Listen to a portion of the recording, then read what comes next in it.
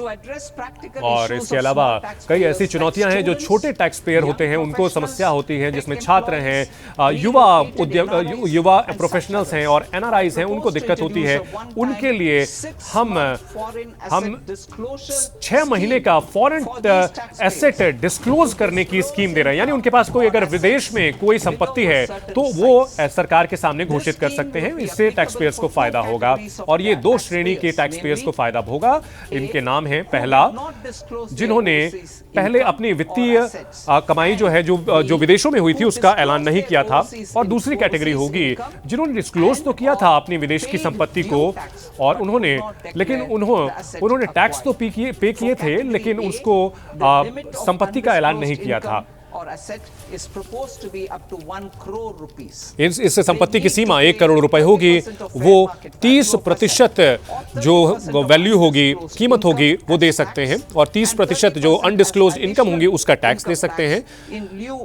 ये 30% की जो टैक्स वो देते हैं उससे अलग होगा, ये पेनल्टी होगी।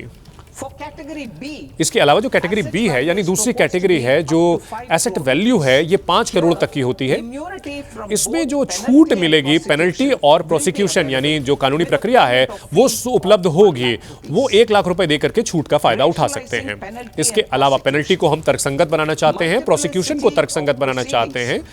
हम चाहते हैं कि अलग अलग जो व्यवस्था है ये कहीं ना कहीं बड़ी चुनौती होती है जो असेसमेंट की प्रक्रिया को बाधित करती है, और हम चाहते हैं कि उसको एक सामान्य तरीके से आगे बढ़ाया जाए और जो इंटरेस्ट लायबिलिटी होती है जो टैक्स पेयर पर वो बहुत ज्यादा नहीं होगा।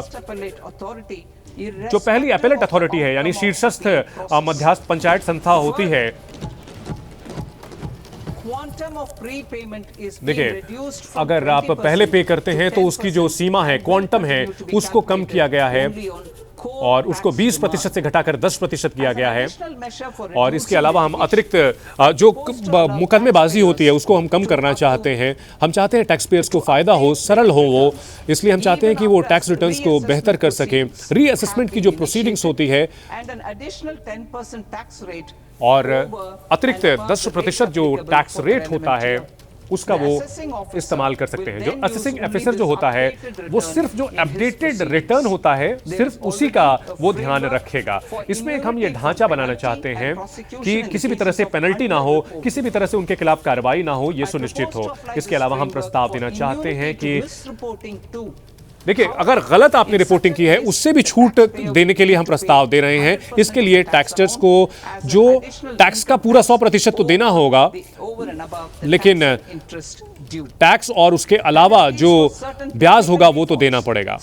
देखिए आप अगर अकाउंट को ऑडिट नहीं कराया गया है, आपने ट्रांसफर प्राइसिंग की ऑडिट रिपोर्ट जो थी अगर वो नहीं बताई है, तो उसके लिए भी हमारे पास प्रावधान है। हम चाहते हैं कि इसे हम फी में कन्वर्ट कर देंगे।